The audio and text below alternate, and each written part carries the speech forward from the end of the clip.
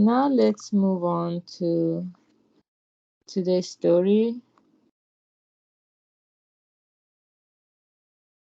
which is number 49, page 134. Even if you become rich, never forget your former poverty. Yataro Iwasaki and his mother.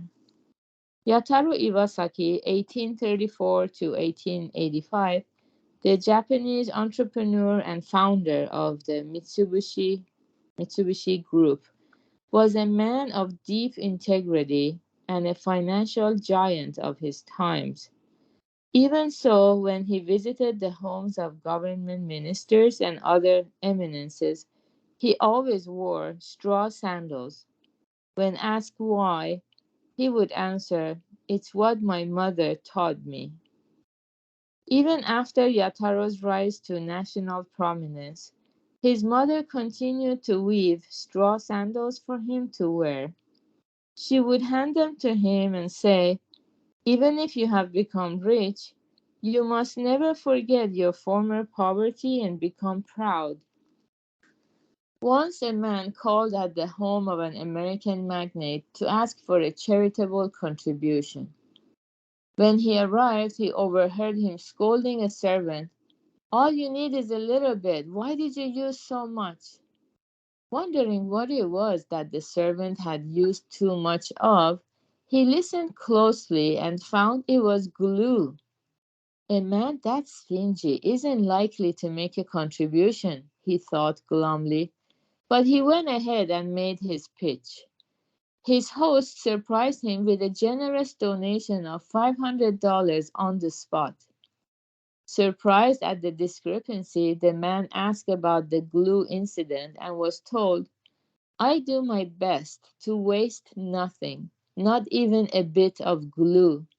That is why I have money to donate to your cause. Use things wastefully, and you are sure to suffer privation in the end. All things exist to help us achieve the purpose of human life, so nothing, however small, must be treated with disrespect." Okay, so this is today's story. It's also teaching us how to practice the paramita of wisdom, the sixth one, which is not taking our blessings for granted. So even if we become rich, we should not forget our former poverty or the hard times we went through in order to access that abundance. We have to always remember where we have come from. So that's very important.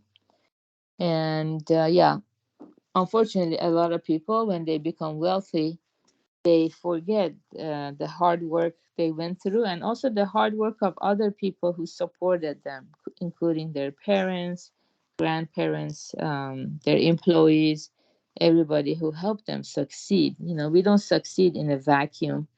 We are all connected. It's all the law of cause, condition, and effect, like a web of causes and conditions are supporting us. And people who become mindful, they become grateful to all those causes and conditions.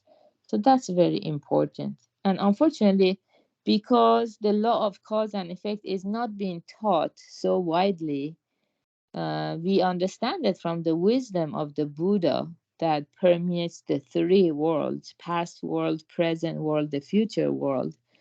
So nobody knows about the law of cause and effect in its entirety. So it's not being taught.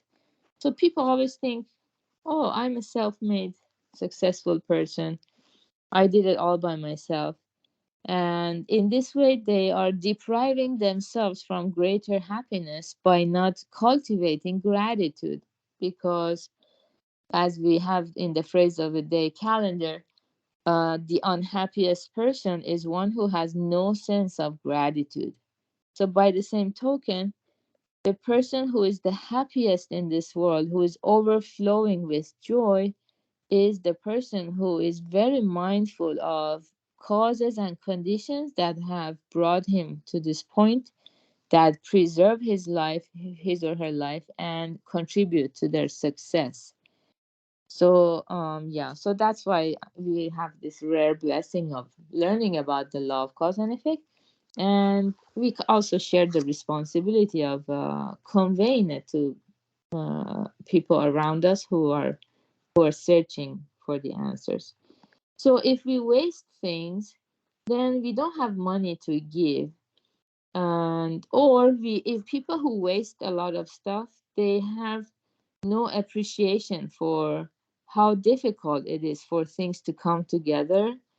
Therefore, they don't realize the merit or the benefit of giving and practicing the first parameter of generosity. They don't understand, because if we are doing well in life now, that's a reflection that we have given a lot to the world. It all goes around and comes back to us. So yeah, so in the story, the person, he was upset that his employee was wasting glue. Glue is very cheap, but people who cherish the small, they can cherish the great. It's all connected. So as a result, he actually gave its donation, a very generous donation, because he believes that he wants to be generous. So if people have a good intention, they want to be generous, they will find the money no matter what. Because it's all about saving, cutting some cost and saving something in order to give to a cause. Many people tell me, oh, I don't have money, but then we see them, they buy many things. So it's easy to say, oh, I don't have money, I don't have money. It's not that. It's our own mindset that we want to believe, oh, I don't have things to give away.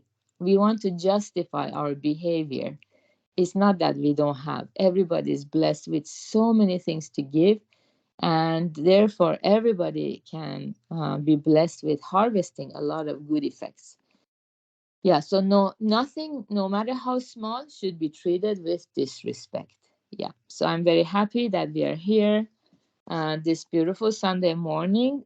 We know the value of meditation, how it takes care of our thoughts, the working of our mind.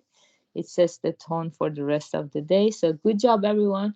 Today is Sunday, so we're gonna have the advanced session at 10:30 a.m. Pacific time, and have a beautiful Sunday.